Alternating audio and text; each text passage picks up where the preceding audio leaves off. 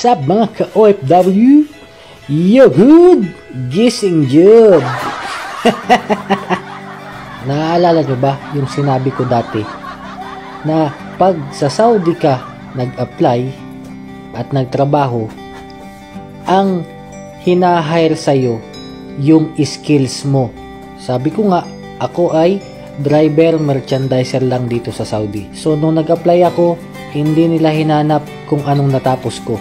Basta, in-interview ako ng employer, marunong ako mag-drive, dito ako tinuruan mag-merchandise, natuto ako, at ngayon nga is my big break and I was given a chance na maging team leader ng company namin.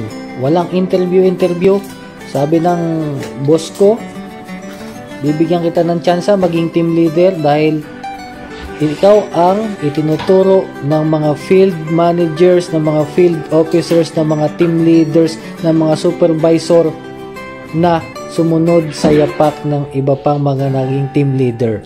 Walang tinanong kung anong tinapos namin. Actually, 3 kami. Kasi 3 kaming matatagal na sa company. Kami yung 3 first merchandiser na Pilipino na ginawang team leader ng boss namin. So sa tinagal-tagal din ng panahon is nabigyan kami ng break kasi dati noon karamihan talaga is puro ibang lahi, so walang Pilipino. Ngayon karamihan puro Pilipino, binigyan kami ng tsansa, ng opportunity na ma-promote para lang maging team leader ng mga bagong empleyadong Pilipino. Pero sa totoo lang, talagang matagal na kami nasa listahan. Ang problema nga lang noon is ako kasi is umalis na ng kumpanya dati.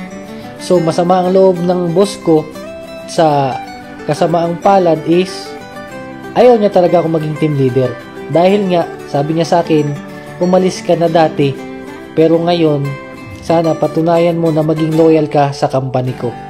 So ngayon binigyan niya kami ng break. Sana is maging maganda yung palakad ng company and sana mas maging matuloy pa yung progress naming mga lumang Pilipino dito sa company.